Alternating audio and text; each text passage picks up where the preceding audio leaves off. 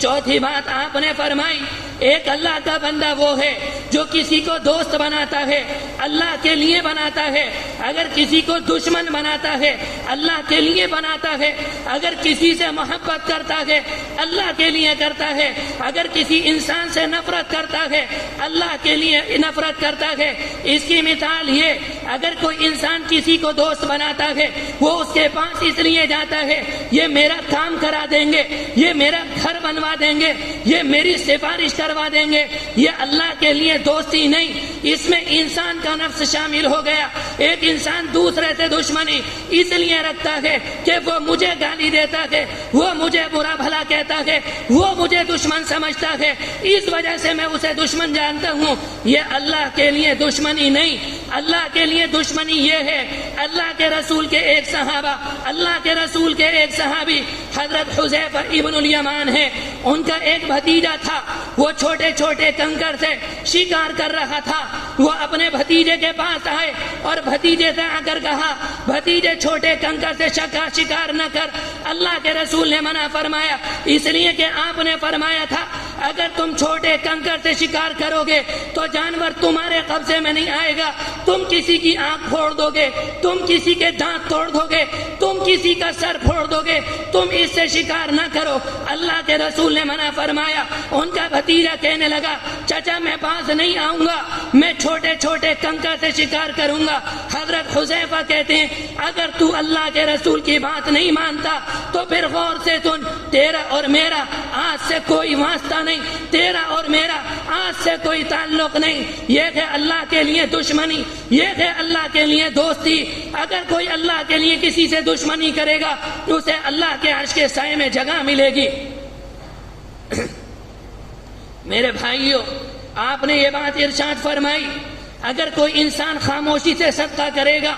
اس طرح سے صدقہ کرے کہ اس کے بائیں ہاتھ کو پتہ نہ چلے کہ اس کے دائیں ہاتھ نے خرچ کیا، اسے بھی اللہ کے عرش کے سائے میں جگہ ملے گی۔ میں جلدی اپنی بات کو پورا کروں۔ ایک موقع پر آپ نے یہ بات ارشاد فرمائی رجل تعلم القرآن فی صغری فهو یتلو فی کبری، ایک اللہ کا بندہ وہ ہے جو بچپن کے اندر قرآن مجید یاد کرتا ہے، بڑھاپے میں قرآن مجید کی تلاوت کرتا ہے، بچپن میں قرآن مجید پڑھنا سیکھتا ہے اور بڑھاپے میں تلاوت کرتا ہے۔ اس کا یہ مطلب نہیں کہ بچپن میں قرآن مجید سیکھا اس کے بعد قرآن مجید بند کر دیا، جب بوڑھے ہونے لگے قرآن مجید کی تلاوت کرنی شروع کر دی۔ اس کا مطلب یہ ہے کہ قرآن مجید جب یاد کیا اس کے بعد قرآن مجید پڑھا، جب جوانی کا زمانہ آیا اس میں قرآن مجید کا پڑھا، قرآن مجید کی تلاوت کی، جب وہ مرحلہ گزر گیا اس میں قرآن مجید کی تلاوت کی، جب بوڑھاپا آیا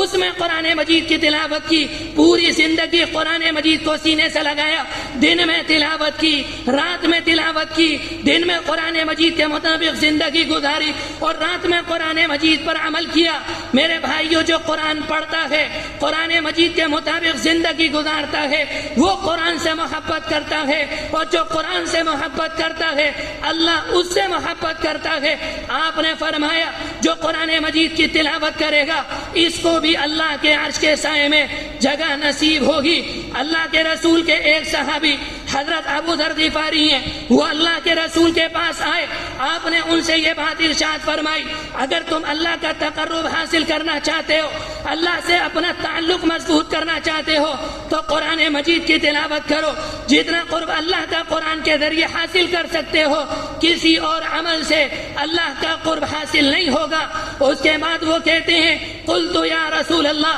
اے اللہ کے رسول مجھے اور بتائیے۔ اس موقع پر آپ نے فرمایا علیک بتقوی اللہ، اگر تم اللہ کا قرب حاصل کرنا چاہتے ہو اے ابو ذر یاد رکھنا ہر حال میں اللہ سے ڈرنا، ہر حال میں موت کو یاد رکھنا۔ جب تم اللہ سے ڈرو گے، جب تم موت کو یاد کرو گے تمہاری گناہ کرنے کی ہمت نہ ہوگی۔ وہ کہتے ہیں قلت یا رسول اللہ، اے اللہ کے رسول زدنی زدنی زدنی اوصنی، اللہ کے رسول مجھے اور بتائیے، مجھے اور بتائیے، مجھے اور زیادہ نصیحت کیجیے۔ اس موقع پر آپ نے فرمایا علیک بتلاوت القرآن، ابو ذر قرآن مجید کی تلاوت کیا کر، فإنه نور لك في الأرض وَذَكَرٌ فِي السَّمَاءِ، اس لیے کہ اگر تو قرآن کی تلاوت کرے گا زمین میں تیرے لیے نور ہوگا اور آسمان میں تیرے لیے ذخیرہ ہوگا. اگر تیرے دل میں قرآن ہوگا دنیا میں تیرے دل میں سکون ہوگا، اور اگر تو قرآن لے کر دنیا سے چلا گیا اللہ تجھے بہت انعام دے گا،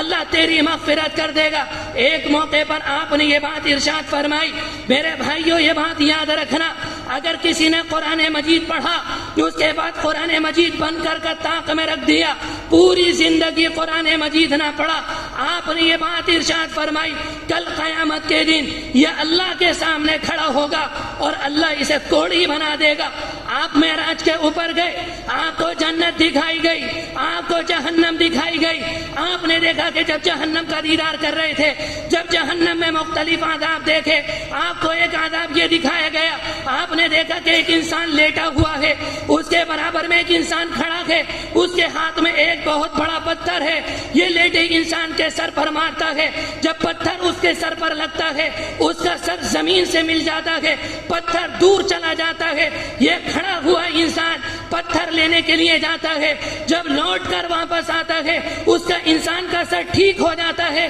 یہ دوبارہ اسی طرح سے مارتا ہے. آپ نے معلوم کیا جبرائیل یہ بتاؤ یہ عذاب کیوں دیا جا رہا ہے؟ اس موقع پر آپ کو یہ بتایا گیا اے اللہ کے رسول آپ کی امت کے وہ انسان ہیں جنہوں نے قرآن مجید یاد کیا، اس کے بعد قرآن مجید بھلا دیا، قرآن مجید پڑھنا چھوڑ دیا، انہوں نے قرآن مجید کو نہیں کھولا. جب وہ قبر میں جائیں گے انہیں قبر میں یہ عذاب دیا جاتا رہے گا یہاں تک کہ قیامت قائم ہوگی، اور قیامت میں انہیں اور زیادہ اس سے زیادہ سخت عذاب دیا جائے گا. میرے بھائیوں اللہ کے رسول علیہ السلام کی تقریباً 6-7 باتیں میں نے آپ کے سامنے ذکر کی جن پر عمل کرنا مشکل نہیں. پہلی بات یہ ذکر کی، پہلے نمبر پر ہم انصاف کریں گے اللہ کے عرش کا سایہ ملے گا. اگر کوئی جوانی میں عبادت کرے گا، اگر کسی کا دل مسجد میں اٹکا ہوا ہوگا، اگر کوئی اللہ سے محبت کرے گا، اگر کوئی خاموشی کے ساتھ صدقہ کرے گا،